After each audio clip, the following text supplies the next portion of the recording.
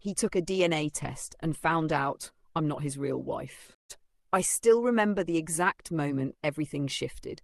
We were sitting on the couch, just like any other Sunday afternoon, me curled up with a blanket, him with his laptop open, casually scrolling through emails. The soft hum of the TV played in the background, but neither of us was watching. The sun poured through the windows, warm and comforting, and then he said it. I bought a DNA test kit. For fun. Just like that. So simple. So innocent. My breath caught in my throat. I don't know why it unsettled me. I had nothing to hide, or so I thought. But something about it, the way he said it, made my skin crawl. I smiled weakly. What for? He shrugged. Just curious. You know, to see where I'm really from. Maybe I'm secretly royalty. He laughed. I didn't know then that this fun little test would break our entire world apart. My name is Ava. I'm 31 years old, and for the past 6 years I've been married to Liam, my best friend, my rock, my safe place. Or at least I thought I was. Liam is the kind of man people envy. Steady, kind, dependable. He's never been dramatic or suspicious. He trusted easily, sometimes too easily. That's why I never thought he'd dig deeper when things didn't make sense. I didn't think the DNA test would matter until it did. Ha! 2 weeks later!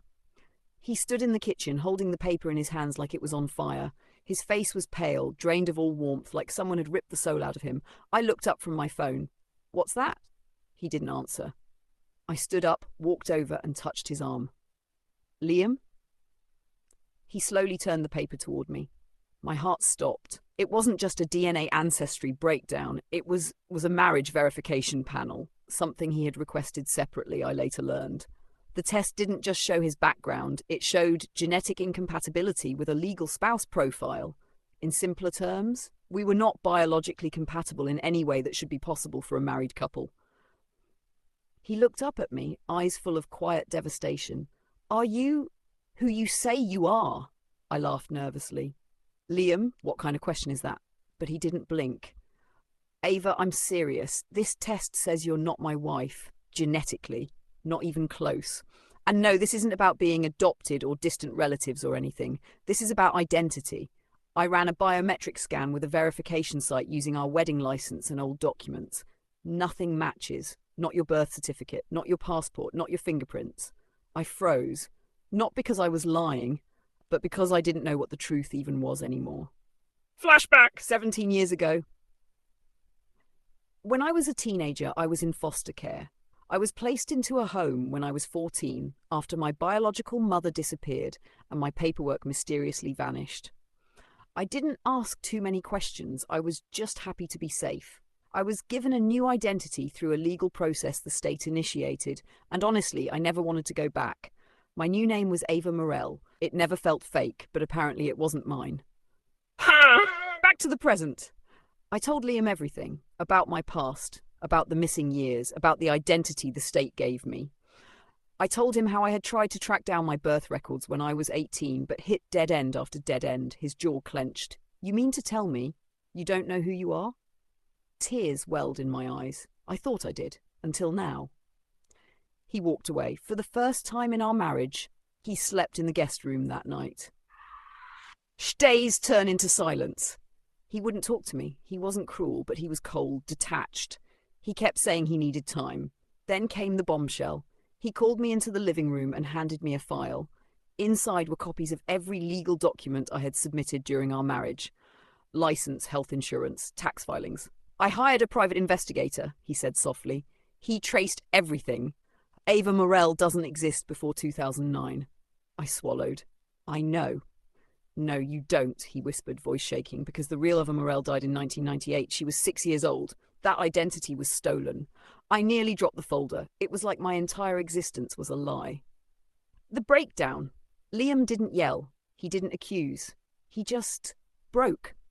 He looked at me like I was a stranger. Like everything we had built, our wedding, our first apartment, our vacations, the nights we cried together, was fiction.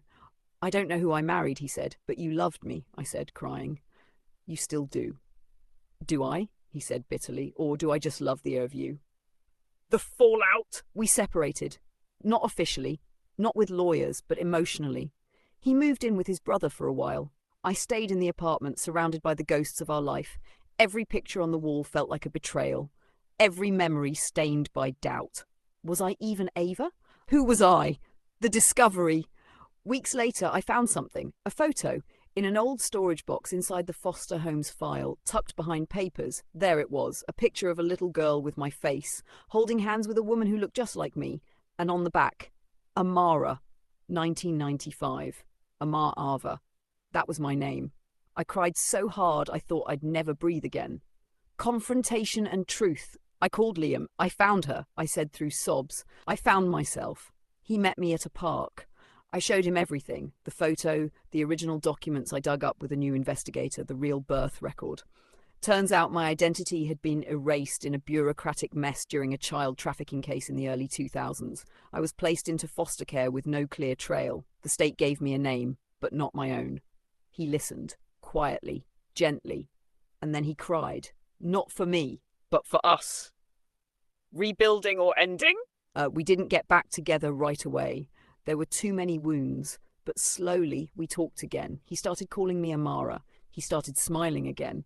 And one day he took my hand and said, I married Ava, but I love Amara. Epilogue. We renewed our vows last summer under our real names, and this time we did it not with a perfect past, but with an honest future. I lost my name, I lost my identity, but in the end I found something far more powerful. I found the truth, and with it, I found love again.